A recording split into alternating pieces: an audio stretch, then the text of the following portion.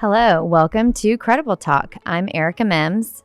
And I'm Eric Hage. This is the podcast where we talk about all things commercial real estate and more. We are so glad you're joining us today. We've got a great guest with us on this episode of Credible Talk.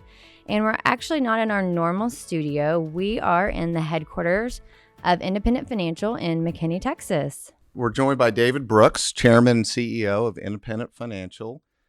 Thanks so much for being here, David. We really appreciate you sharing this time with us. And for those that might not know David, I'd like to share a little bit about his background personally, but I'll also like to first just comment about Independent Financial. Independent Financial is a community bank based here in McKinney, Texas. It has over 90 financial centers in Texas and Colorado and growing. And the bank started about 35 years ago in Farmersville, Texas, which is a little town just north of Dallas, until they made the move to McKinney. So, David, thank you again for being here. We really appreciate it. Thank you very much, Eric. I'm glad to be here with you and Aarica today. So, a little bit about David. David, as you know, is the chairman and CEO of the bank, but David also serves as the chairman of Capital Southwest Corporation. He has previously served as the chief financial officer at Baylor University between 2000 and 2004. And he's been a part of a lot of other organizations, such as serving as the president of the board of trustees of the McKinney Independent School District for 5 years, McKinney City Council for 4 years, 3 years at the McKinney Economic Development Corporation Board. And in 2018, Mr. Brooks was inducted into the Texas Bankers Hall of Fame. So I think we all wish we could have that kind of a resume one day. That is quite a resume. But no, so it's obvious that you have a lot of organizational involvement. And what has spurred that involvement, participation across these boards and organizations for you? Thanks. As far as the background goes, I just tell people, look, if you stick around long enough, in an industry, then they start looking around for, hey, who's been here 40 years? And you get all these awards and all that. I've just long believed that a community bank had a special responsibility in its community, not only to provide great first quality financial services, but also to help communities with leadership and leaning in and helping communities figure out what their challenges are and how can we, obviously banks and real estate companies and companies across the country make donations and are involved. But we just felt like for a community bank, in some cases, like when we were in Farmersville, we were the only bank there. So we bought the only bank in town. And so we just felt like, look, we have an obligation to provide the leadership, but also the ideas and what's the problem. And we could make a contribution. But I felt like that leadership by our team and also the ability to connect, so almost a wheel and spoke kind of thing where we were aware of grants in Austin or whatever that might be available to a community that was working on a certain problem. So we could bring other resources to the table. So just a deep belief in that. And then we try to create that culture in our company. So today across our company, we've got school board presidents and presidents of economic development boards and mayors. And it's been amazing to see our people really resonate with, wow, I can play a role in helping the community, which helps our company. It's really incredible that you encourage that type of involvement in the community from the other leaders at the bank, and which is what sets Independent Financial apart, quite frankly. We also wanted to share the connection between KDC and Independent Financial, as well as you with Steve Van Amberg, our CEO. We have just wrapped up with 2-building project for Independent Financial's new headquarters here in McKinney. I think before this sort of flight to quality, David and his team at Independent Financial had figured out that, the best way to retain and recruit the best talent in the market was going to be to have a dynamic workplace for the future of the company. And in 2017, we began the first building of this 2-building campus for you guys. Now that we're done with the project, you walk through these office buildings. It's incredible. They're the design, beautiful.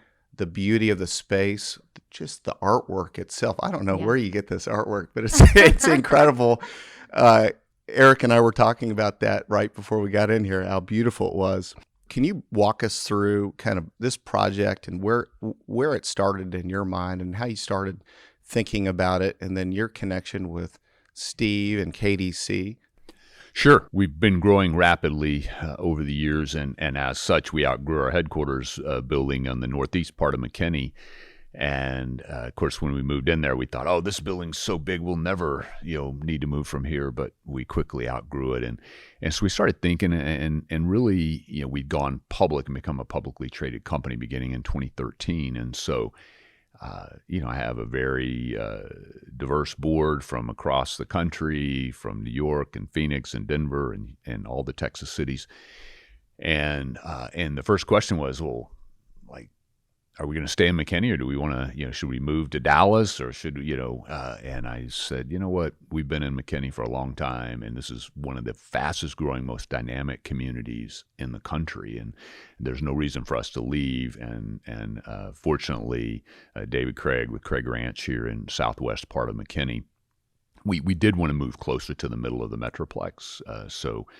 For recruiting and retention purposes, and just make it possible for us to recruit from a broader regional workforce. And so we identified a great site here, and then we began to think about a building, and we really were thinking about it, as you said, in terms of this has got to be for the employees. This is not about the greatness of Independent Financial or any one person. It's really about what kind of facility, what kind of space attracts people, particularly young people, because things are moving more toward technology, and we needed the ability to recruit the best and brightest young people, and have them come into our facility and go, wow, this is something special, about this. And so we told that as we began the process, and we first obviously had to look for a developer, someone to really understand what we wanted. And my first thought was of Steve and KDC. Obviously, we're as I mentioned, a publicly traded company with a strong independent board, and so we went through a process where we interviewed the best development firms in the Dallas area, in Texas, and across the country, and we narrowed it down to 3 or 4 and did in-person interviews. But Steve Van Amberg and I go back a long, long time. Steve might not want me to say exactly how long, but it was sometime in 1985 when I met Steve, and so we're coming on 40 years here. That I had been named CEO of a bank in Dallas, which was kind of a fluke at 26 years of age, but I needed to get a board of directors. There's no branch banking back then, and so I started talking to our other banks in our system that I was working for, and saying, "Hey, how do you put a board of directors together?" And they said, "Well, you're kind of a young guy, and you might want to go find some other good young guys to be on your board." So one of our big clients of that bank at the time was the Carpenter family and the Las Colinas development, and Steve was a young executive for the Carpenters there, an up-and-coming star, and so somebody made the connection. I had lunch with Steve and said, "Steve, this is going to sound crazy. I mean, first of all, you're going to look at me funny for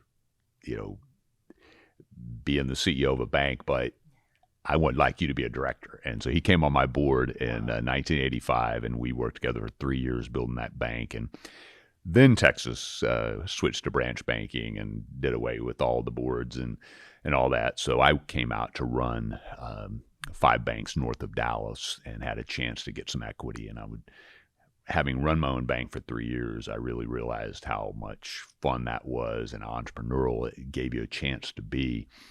So I moved out here, and I would run into Steve occasionally, and we stayed loosely in touch. But as soon as we were talking about this project, and of course, I'd been to some of the development over at Legacy West in Plano, that the company had done an unbelievable job of building all those headquarters and all that retail and all the residential above the retail, and so I called Steve and said, "Steve, we're going to build this campus, and I want you to be a part of the process." And so we selected KDC. The single best decision we made, period, about this this whole process was to pick the right partner first. And we got KDC. Then with KDC's help, we interviewed, a number of the best architectural firms. And once we picked the architect and we had the vision, then we decided on a contractor. We interviewed the big construction firms, and it kind of just went from there. But getting the right partner first, and somebody that we really trusted, who understood what we wanted.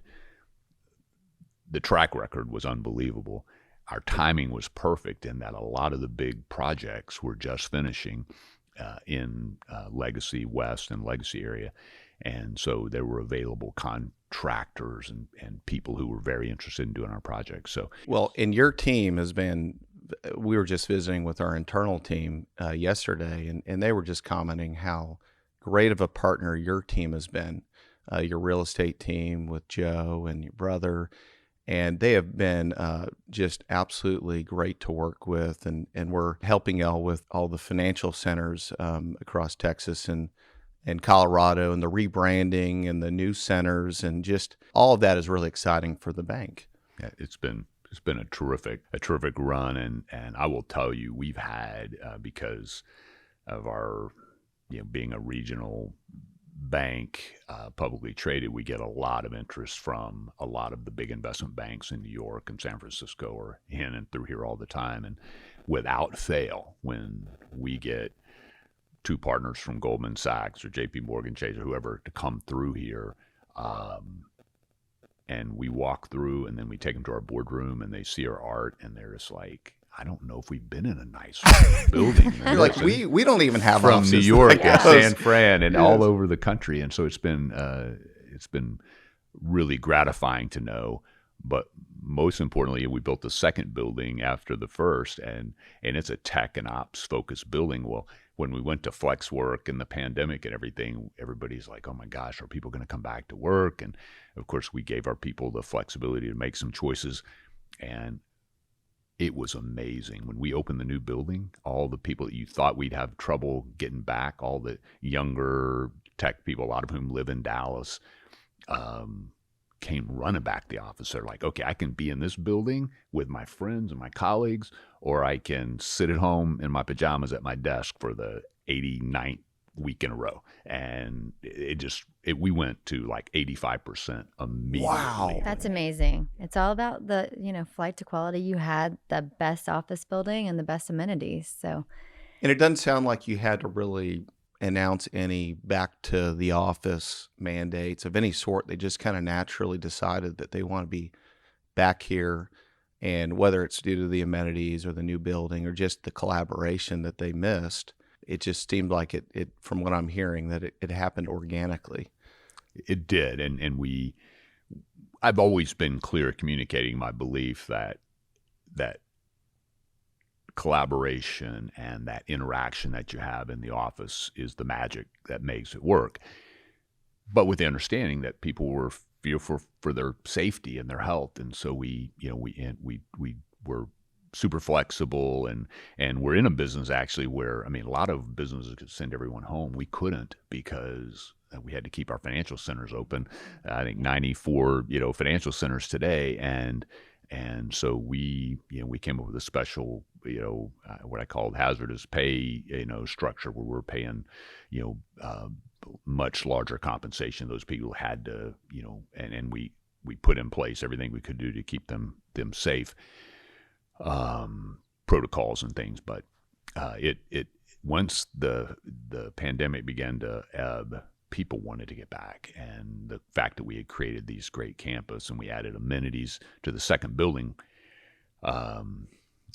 workout facility and a bistro and a coffee bar and all that. And so it just a combination of all that created that, that lifestyle that people really wanted to get back to.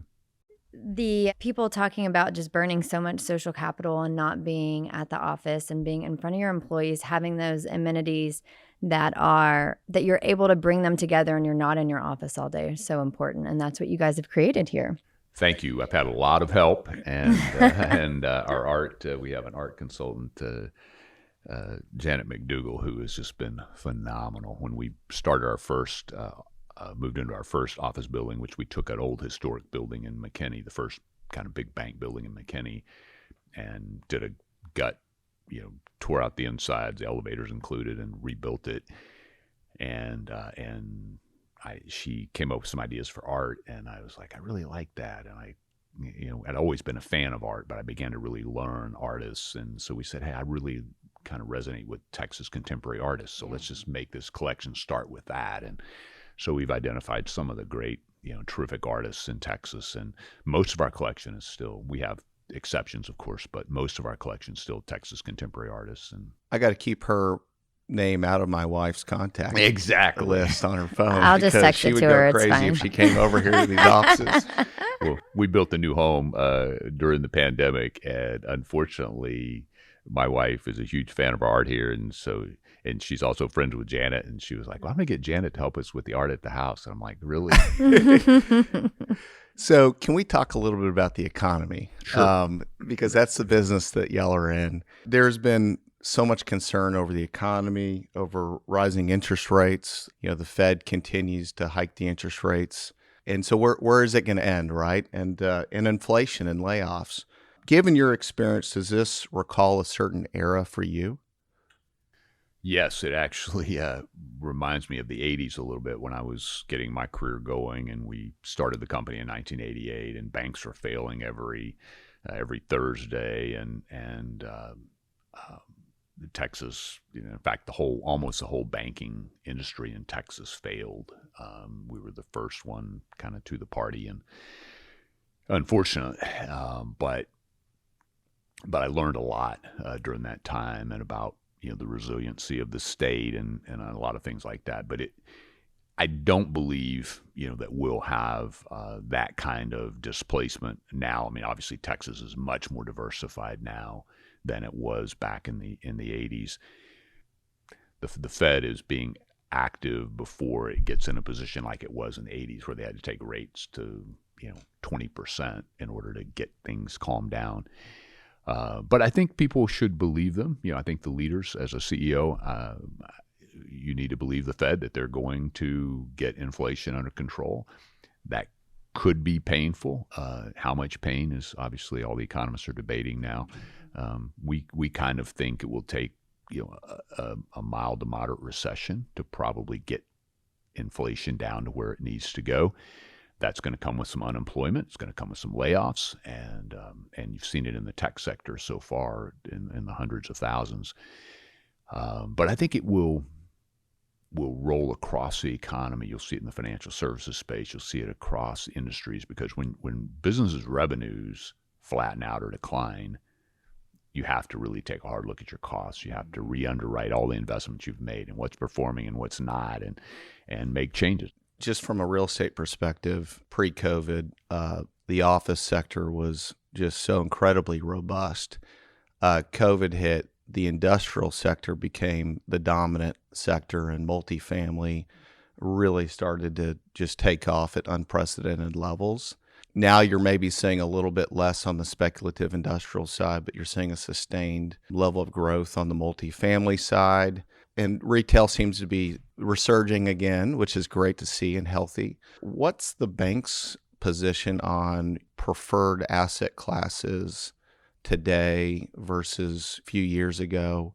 Where are y'all concentrating your focus right now with respect to the real estate side of the business? Sure. We grew up as a small community suburban bank in suburban growth markets. So if you think about that, people that are moving in need housing, people need offices, the doctors need medical office, there needs to be storage, there needs all these things. And so we've long been a big commercial real estate lender, both owner-occupied to businesses and wealthy families that own companies and things, but also to real estate investors. And so we've been really at the forefront in 4 of the best markets in the country. We're in Dallas, Fort Worth, Austin, Houston, and then Denver, Colorado Front Range. So we've been in 4 of the 10 best markets in the country.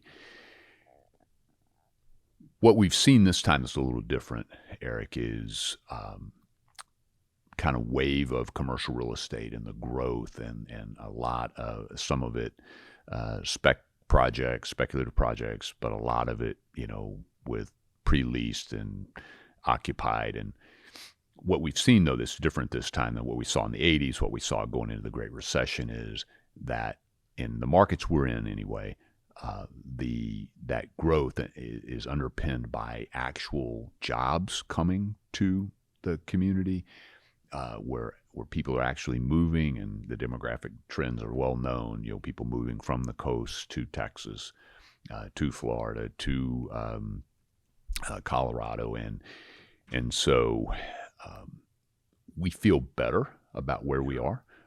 As you said, certain asset classes. I think spec industrial has been a little overdone. We think, especially we've got an airport here in McKinney, and lots of spec industrial around it. And look, it will be absorbed over time, but time is everything in real estate. And so to say, that's going to be good in 5 years, it doesn't make it a good investment today. And so we've just been cautious around that. Obviously, during the pandemic, we're a hotel lender, and so we had a number of hotels under construction during the pandemic, but you know what? That business has been very resilient as well. And I think, again, it goes by sector. You mentioned office. We're a big believer in suburban office and lower rise office, and have been forever. We've never been a big lender to the 50 to 80 story towers in downtowns. I think that story is yet to be written, about how that's going to play out. I think there's a big structural problem when you couldn't get people up to their offices on the elevator. That really, I think, caught some people's attention. Like, no one ever thought through, like, what happens if we have a pandemic and only 3 people can be in the elevator, and we've got to move thousands of people up and down, and so that's something I think that will, but again, people are smart, and I think those owners of those buildings will figure out ways to make that work better next time. The other thing is, you think about how we felt in March of 2020 when the whole world shut down, and you couldn't be around people, and people were afraid, and people were fleeing this cities to go to wherever they could get some distance and space, and I think we'll be much better prepared for whatever the next thing is that happens, but we continue to be big believers in suburban office. The hospitality space has come back strong. We feel good about that. Multifamily is another great question. I think at a macro level, we feel good about the amount of multifamily being built, but I think you have to be really cautious market to market, submarket to submarket, because it's not all equal to go, gosh, we're going to do a 400 unit apartment complex in San Antonio. That's great, but tell me where in San Antonio. And yeah, exactly.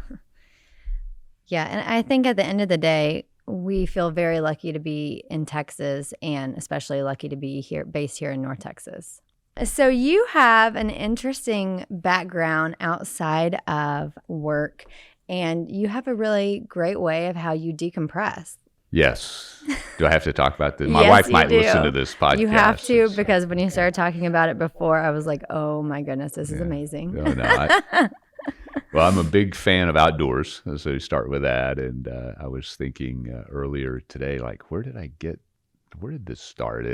And my father was one of the skills he learned as trying to make a living and support a family with 4 sons was he's an auto mechanic. And so we grew up in our family around the car business. He was in civil engineering for his day job, roads and transportation and things like that for the Air Force.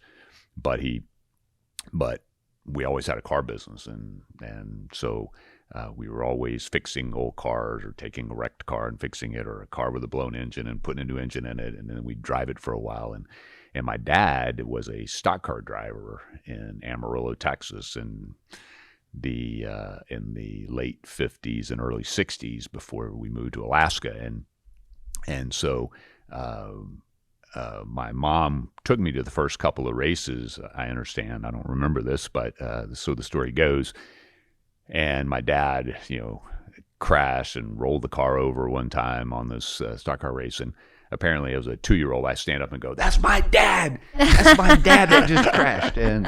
And so I think the need for speed became generational, and so just adventure and sport.